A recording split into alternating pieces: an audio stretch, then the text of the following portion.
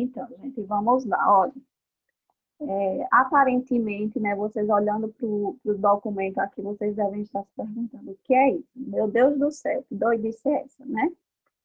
O que é isso aqui? Eu chamo de esquema de redação, tem gente que chama de esqueleto, enfim, é um modelinho de redação, certo?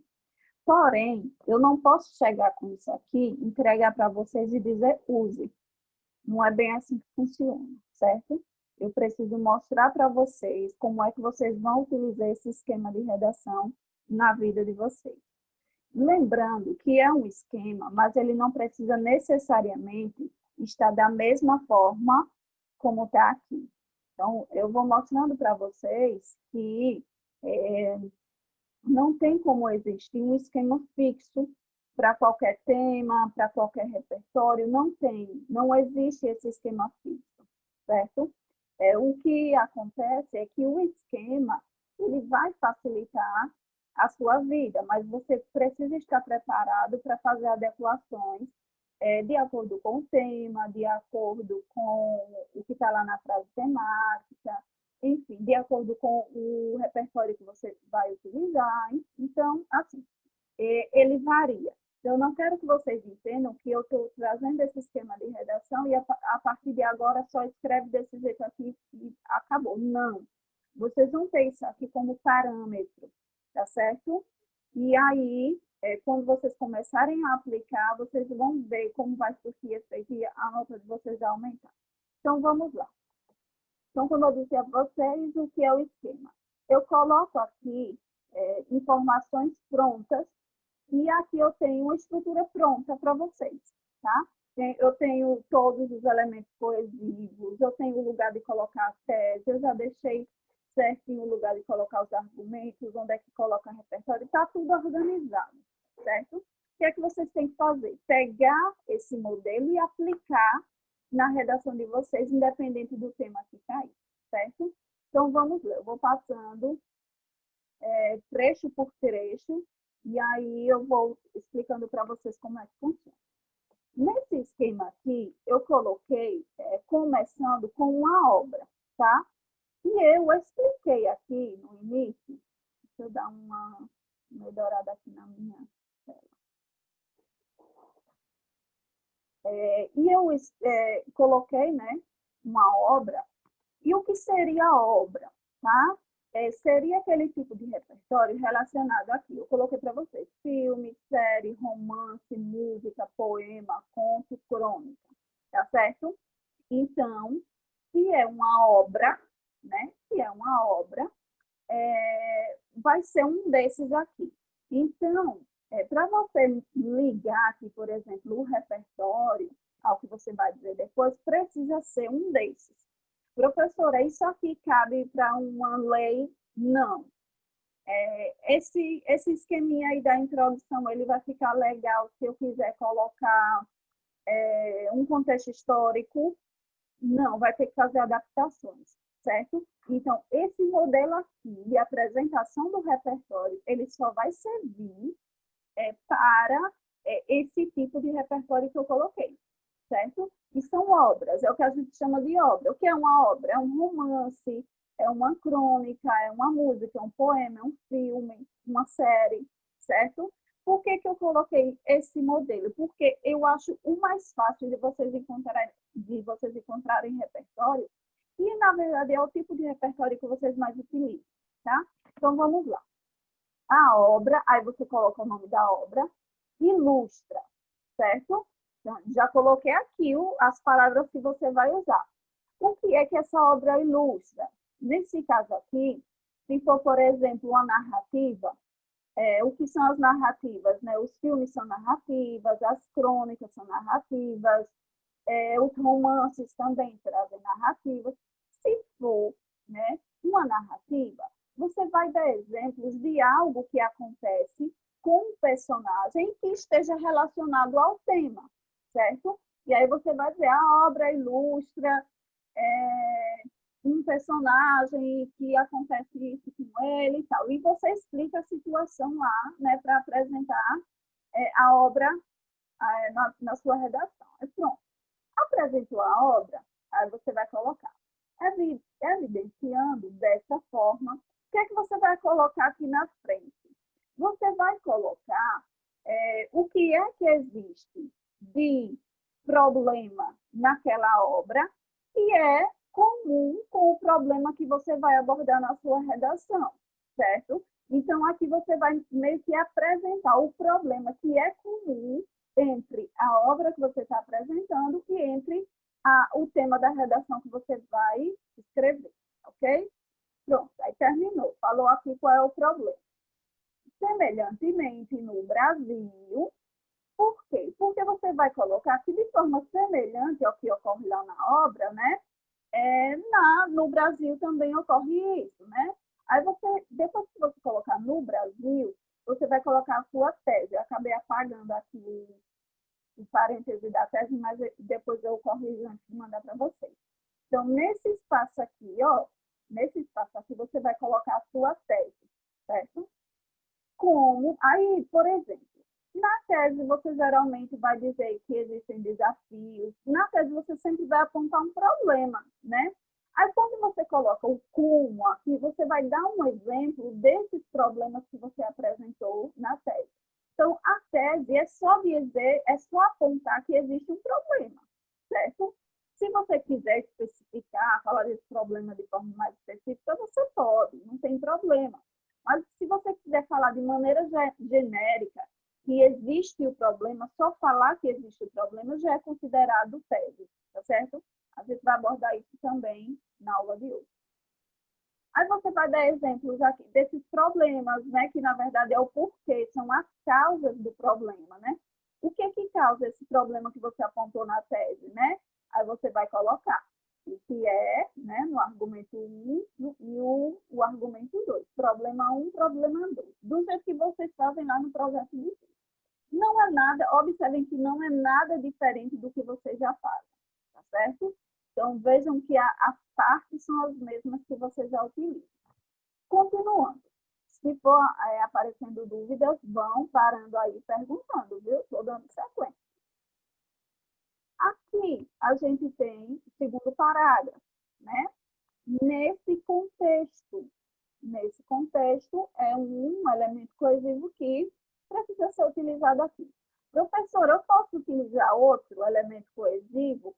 Vejam, observaram que aqui tem um monte de comentário do lado. Pronto, olha. Todos esses comentários aqui são relacionados aos elementos coesivos que foram colocados no texto. Então, por exemplo, aqui eu coloquei um nesse contexto, né? Aí, professor, eu posso mudar? Pode, não precisa ser necessariamente os elementos coesivos que eu coloquei aqui, não. Mas você vai mudar pelos quais? Pelos que eu indiquei aqui. Veja, ó, nesse contexto, eu coloquei aqui opções diante disso, nesse cenário, diante desse quadro, tá certo? Então, observe aqui que eu coloco os elementos coesivos e aqui do lado eu coloco sugestões de por quais elementos coesivos você pode substituir, ok? Nesse contexto, nota-se que o que é isso aqui? É a apresentação do seu argumento, né? Você vai apresentar seu argumento novamente, logicamente com outras palavras. Aí, depois que você apresenta o argumento, você vai colocar em decorrência do. Por quê? Porque você vai dizer o motivo pelo qual aquele problema que você apontou como argumento acontece, certo? Então, depois do em decorrência do, na verdade, é o motivo pelo qual esse problema que você apontou como argumento ocorre.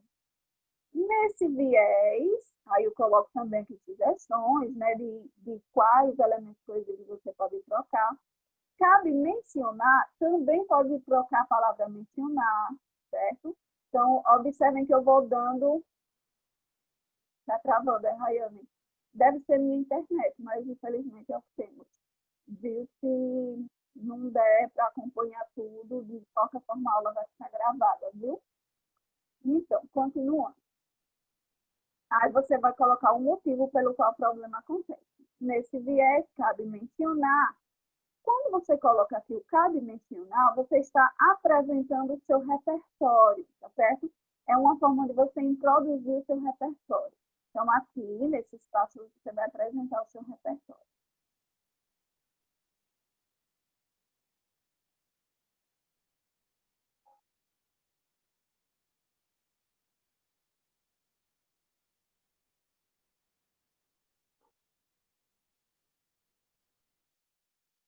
Vinícius está pedindo para mudar, mas aqui não muda não, Vinícius, a posição. É porque o seu vídeo está em cima dos documentos, como é? O que é que está acontecendo?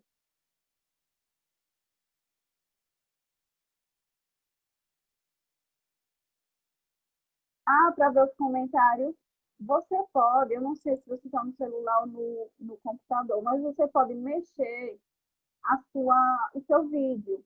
Então, por exemplo, aqui, o meu vídeo não está aqui nos comentários. O meu vídeo está aqui, ó, entendeu?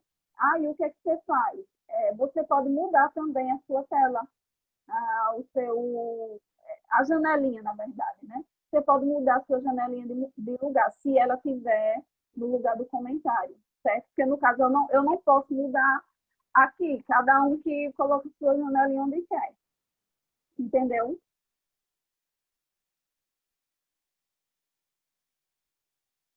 Pronto, continuando. Aí, nesse viés, aí você vai colocar o repertório. Depois do repertório, você coloca. Evidentemente, isso denota uma realidade na qual aí você vai explicar, né, qual é essa realidade, né? Vai trazer o problema que está lá no repertório e vai dizer que problema é esse, né? O que é que esse problema que você colocou no repertório está ilustrando, né? O que, é que ele denota? Aí você coloca aqui.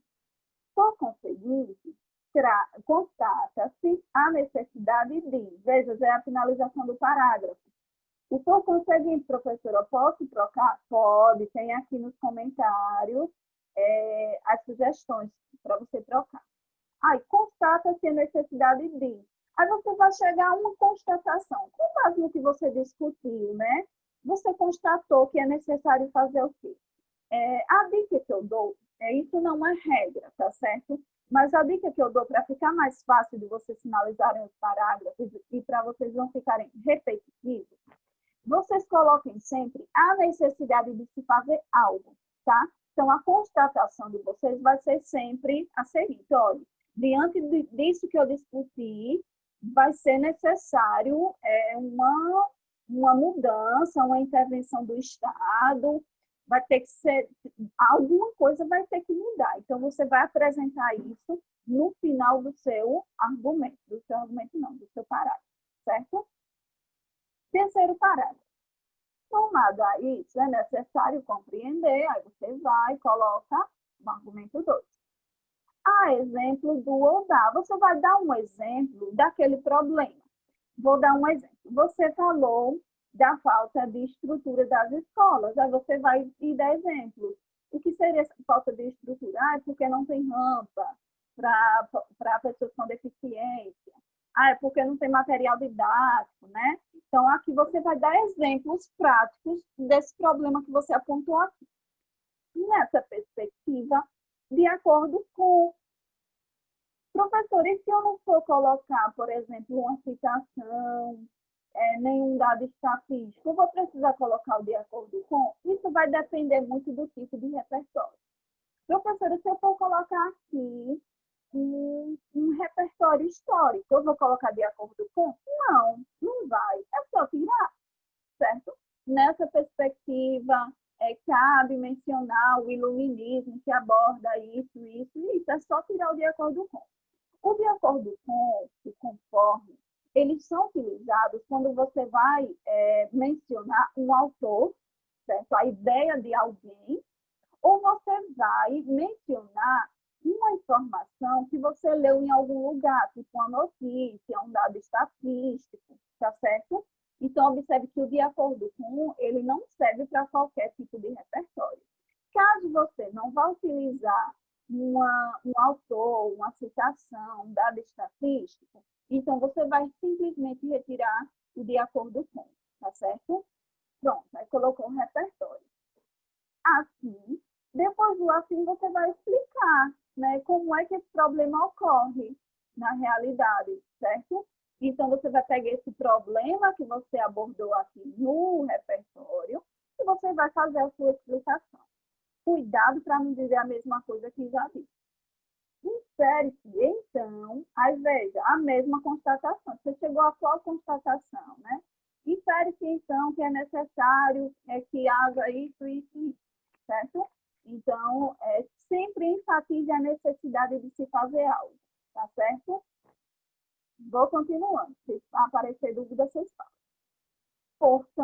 Portanto é de praxe, certo? Eu só quero que troque o portanto se for por logo, tá? Ou logo ou portanto, aqui no final, viu? Portanto, aí você vai retomar a sua tese, né? O que é retomar a tese? É pegar a tese e trazer para cá com outras palavras, é só isso. É isso que é retomar a tese. Diante disso, cabe a ou ao, no caso, o agente, né? A ação cabe ao governo realizar não sei o quê. Visto que é um forte mecanismo de isso aqui vai ser uma introduçãozinha do seu detalhamento. Vai ser o detalhamento, no caso, da ação, certo? Então, você vai dar uma informação. Por quê? Por exemplo, eu coloco aqui que a mídia deve fazer propaganda, visto que é um forte mecanismo de convencimento da população, certo? Então, eu só vou completar aqui o detalhamento. A metade do detalhamento já está feito, certo? Isso deve ser feito mediante, aqui, aí no caso aqui vai ser o que? O meio, né? A fim de que você vai preencher aqui com o efeito. Observem que eu coloquei duas propostas e as duas propostas estão completas. Então, eu quero que vocês tentem utilizar também duas propostas e duas propostas completas. A proposta 1 vai resolver o problema que está no argumento 1. E a proposta 2 vai resolver o problema que está no argumento 2, certo? Além disso, é necessário que coloque o agente, depois da ação vem em seguida, né? É necessário que o governo faça isso, já coloca em seguida, por meio de ou por meio da, né? Vai depender do que você vai colocar aqui, a gente tem um meio. O objetivo dessa medida aí você vai colocar o efeito. Assim, eita, agora eu percebi que eu repeti o assim. Depois eu troco, porque eu estou aqui no PDF, antes de mandar para vocês eu troco. Professora, mas então, eu coloquei o assim aqui em cima, né? Eu substituo pelo qual? Aqui, ó, tem as opções. Dessa forma. Esse assim, ele só pode ser substituído por dessa forma. Mas aqui em cima já tem dessa forma, tá vendo? Olha, não está grifado, mas tem dessa forma. Então, você não pode substituir. O qual que você vai substituir? Esse aqui, ó. Substituir. Eu vou fazer isso para vocês, mas só para mostrar. Aqui, ó.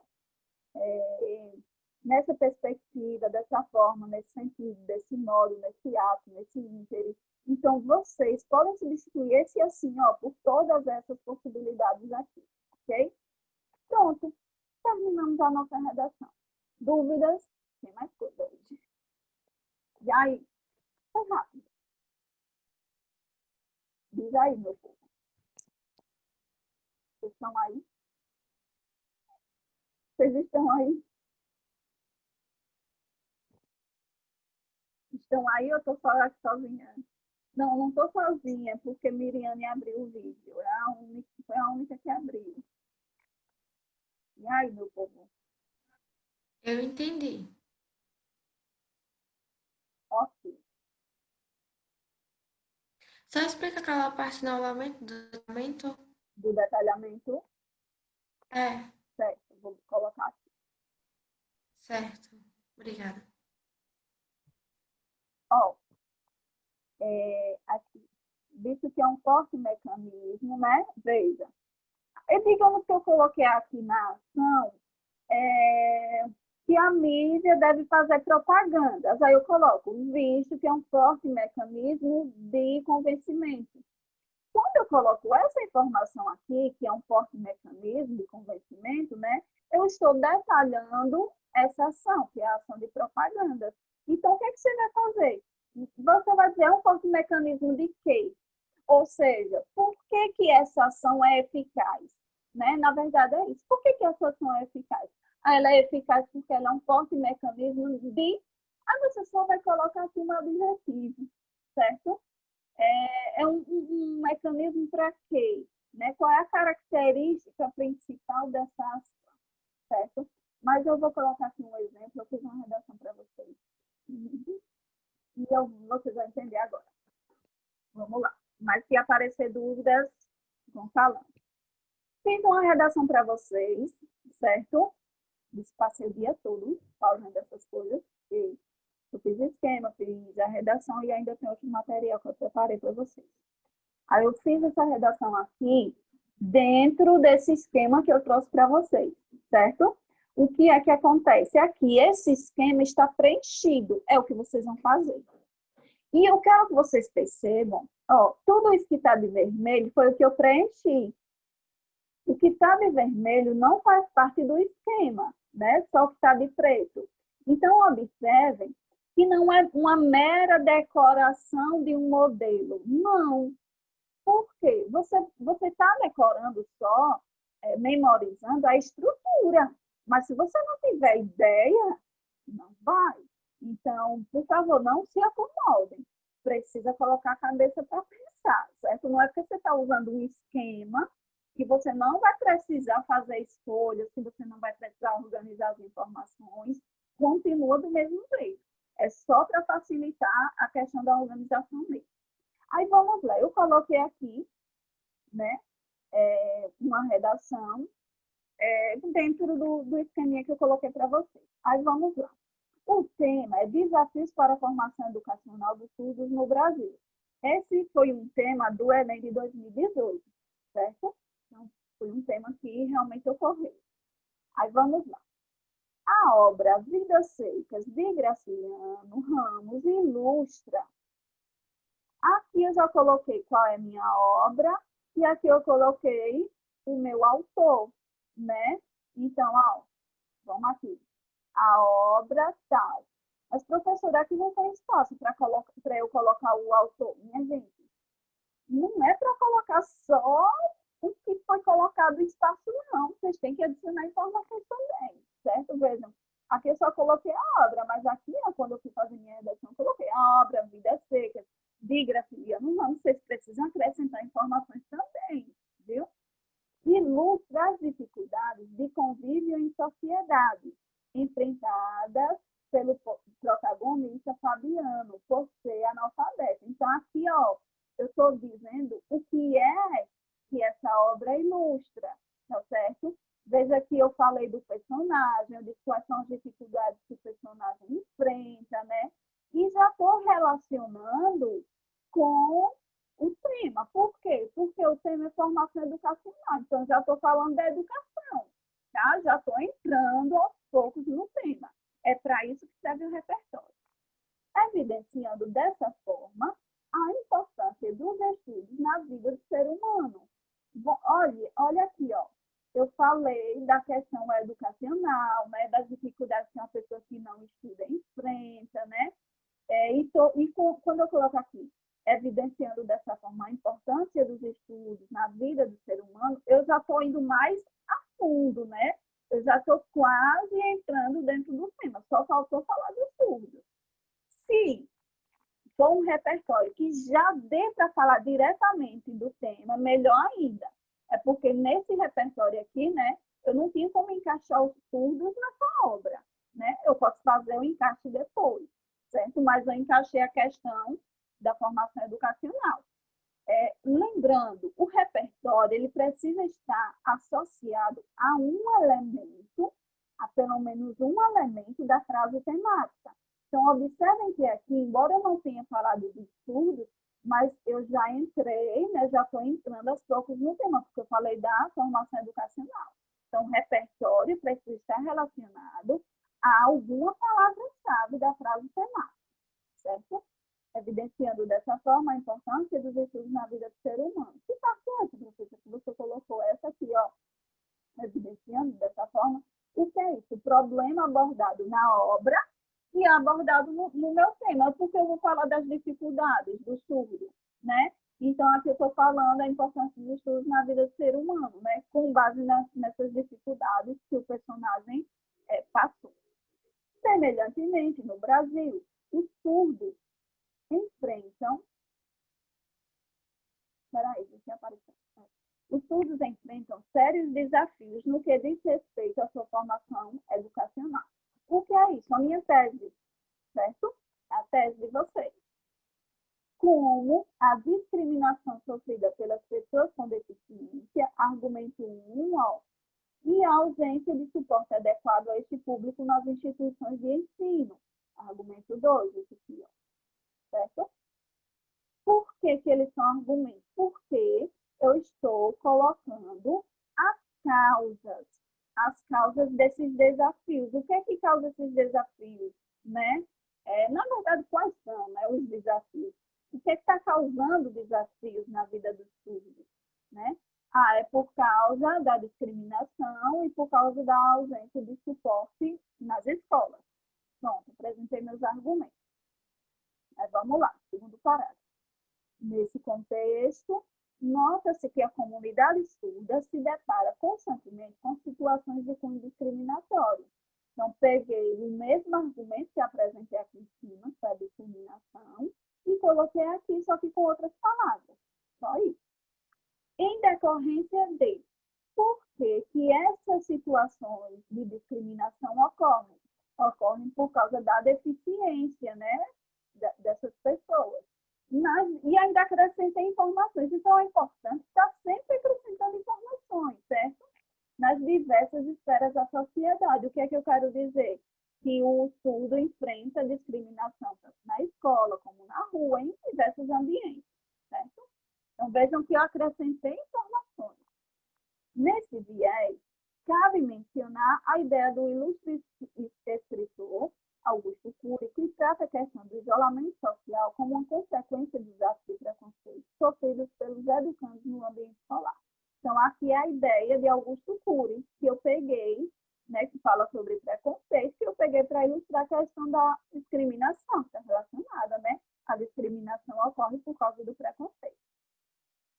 Evidentemente, isso denota uma realidade na qual muitos deficientes auditivos estão inseridos, né? Porque eles estão inseridos nessa questão do preconceito, do isolamento social, que Augusto Cury falou. Então, observem que o repertório tem que estar casadinho com a discussão, na qual muitos deficientes auditivos estão inseridos, pois, devido ao preconceito por parte da sociedade, né? Já que eu me comprometo em falar da discriminação, o preconceito faz parte, eles são discriminados, ou seja, excluídos nos mais diversos âmbitos. O que são esses âmbitos? Né? Os locais, né? A saber, escolas, universidades e trabalho. Então, eles são discriminados nesses ambientes por causa do preconceito, certo? Então, eu expliquei aqui, ok? Por conseguinte, constata-se a necessidade. Veja, lembra que eu disse para vocês, para concluir o parágrafo da argumentação apontando a necessidade de fazer algo? Então, constata-se a necessidade de acolhimento e respeito ao surdo por parte de toda a população, ou seja, toda a população precisa respeitar e acolher o surdo nos diversos ambientes, ok? Então, observem que é uma informação bem boba, né? Mas que faz diferença, né? Porque se os surdos sofrem discriminação, eu suponho que precisa haver o quê? Respeito, né? Que eles sejam acolhidos em vez de ser discriminados. É o contrário, né? Somado a isso, é necessário compreender, aqui era para estar de vermelho, viu? Que os surdos tendem a enfrentar problemas relacionados à falta de recursos nas escolas e universidades. Aí eu dou um exemplo dessas dificuldades dos surdos, né? Que é a ausência de profissionais especializados em educação inclusiva, de ambientes e de materiais. Eu estou dando exemplos do problema. Por quê? Se eu falo que eles não têm recursos, e eu não digo que recursos são esses, vai ficar vaga a minha argumentação, certo? Então, eu preciso detalhar, né? Que eles não têm recursos. Mas que recursos que eles precisam? Aí eu dei os exemplos aqui. Nessa perspectiva, constata-se uma divergência com relação ao que versa a LDB, que é a lei que rege a educação nacional, que dispõe sobre a garantia do acesso à educação às pessoas com deficiência. Então, eu falei o que é que a lei diz, tá? E estou falando já que isso diverge do que diz a lei, né? Tá? Esse fato do surdo não ser um profissional de Libras, por exemplo, está diferente do que está lá na lei, né? Uma realidade diferente.